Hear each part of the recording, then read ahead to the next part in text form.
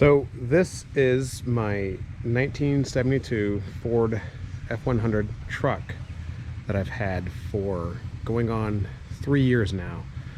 When I first got it, it had the inline 6 with a manual transmission in it, column shift, all that jazz. Since then, it's been through some changes here and there. Now, this is my first video of introducing this truck, and I hope to make some more videos of it. My goal is to take this thing for the 2023 Hot Rod Drag Week, and I think it's just helpful to add some videos of these old Ford trucks, and I know it's just more content for people to look at on YouTube who are looking for some like helpful hints and tips and some ideas. So without further ado, this is the power plant I have. It was a 460 big Ford that came out of like an RV. I got it from a junkyard, and I've done some work to it since then. It started out as just naturally aspirated, and then I guess that wasn't quite enough, so I'm kind of upgraded. Cast iron passenger car heads, you know, they've got bigger valves in them, some mild porting at best. This is an 88mm turbo from VS Racing. I bought their package kit. It came with intercooler, piping, and all that jazz. And this is a 750 blow through from CSU. I got it from them. Kevin did such a good work on it. He's been helping me out. Props to him. Wastegate down there as well. This is a MSD Pro Billet distributor for this thing. I've got the initial timing set at 14 degrees, and I've got the black bushings inside of it, which give an additional 18 degrees. So total timing is like 32 degrees. If my math is right, it's probably off. But I've got the weak springs in it, so I get full timing at like 1900 RPM. You know, so there's the coil that I'm using, and we'll go around to the truck itself. That's my, you know, ghetto rigged fuel pressure gauge. Inside the truck is some nifty stuff that I've just done over the years. This is a gauge cluster kit that I got from Dolphin. Some cool nifty old style gauges and all that stuff. Yeah, there's a lot to look at. It's taking some time to look at each individual gauge while trying to keep an eye on the road, but I'm slowly getting the hang of it. All that jazz. It's a cool cup holder that I made. I've got the MSD Boost Timing Master box and the 6AL ignition box there as well. According to the guys at Holley, it's the most basic rudimentary way to pull timing under boost and all that jazz. And my little free duckies. Jeep guys are doing it, and my lady likes them, so, you know, there they are. Back here is the radiator and transmission cooler.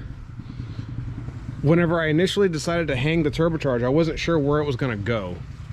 And I decided to put the turbocharger, that's my coolant bottle, the turbocharger right dead smack in the front of the motor, right there, because I wanted to try and come up with a bracket to hold this. That way I didn't have to get flex piping. So the way I figure is if the turbocharger is mounted securely to the engine, then the turbo will vibrate and flex with the engine. You know, you see a lot of guys that have it mounted on the fender or something like that, and they've got flex piping everywhere. So I figured I would just take that out of the equation, period.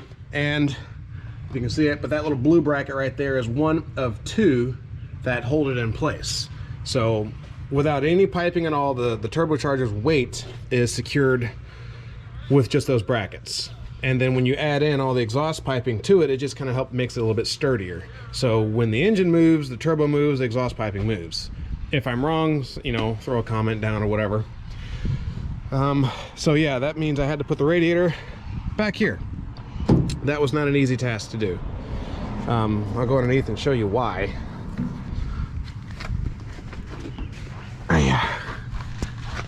Here is the piping. All the way forward, all of it. And I had purchased a Moroso remote mount water pump to help get the water forward. You know, I looked at a couple of forums, Pirate 4x4 forum, you know, they kind of, you know, no spend it for me, and they, you know, off-road guys do it a lot. But so far, I haven't had any overheating problems yet. I'm also running E85, so that's probably got something to do with it. But yeah, this is all very crude, rudimentary, but it's working right now, and I don't have any leaks so far. Here's my exhaust system, 5-inch MagnaFlow, which is hung up by a nice little clamp here. You know, there's part of the downpipe there, goes up over the tire and down there. I used to have it coming out of here, but it was loud as shit, and I just couldn't. I live in an HOA neighborhood, so the muffler here, it's very, very quiet. It's nice.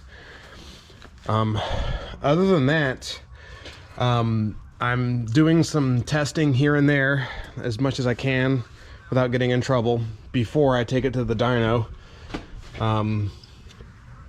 It just, in case the motor lets go on the, you know, I don't want it to let go on the guy's dyno and create a big mess everywhere. I'd rather it let go on the street. I don't think it will, but I don't know. It's just in case. It's just kind of like being pre-courteous. You know, these guys, they spend a lot of money on their chassis dynos, and I'd, you know, if I bought one, I'd rather not have somebody, you know, have their motor come apart on top of it and just make a big mess. Oh yeah, this is a 521 cubic inch motor, 2-bolt main. And a lot of, you know, I did a lot of research to come up and feel comfortable that this motor should handle between 800 and 900 horsepower, no problem. The guys down at John Cossey kind of just confirmed that. They said 800 horsepower easily. You know, things start getting kind of itchy at about 1,000 because it is a 2-bolt main. So we'll see what happens. I'm not going to try and run 1,000 horsepower on this thing. Just want 800 horsepower. This isn't a race car or anything like that. You know, I'm getting ready to take this thing out today and do some errands with it and all that jazz. But if there's anything left out you guys want to know, I'll answer. Again, this is like video number 1 of introducing this automobile. And I'll try to make some more as I go along. And next, I've got to do the roll cage in it. Roll bars, 8-point roll bars will go in it, and I'll try to do a video on that as well. But yeah, well, you know, any kind of questions, whatnot, and let me know.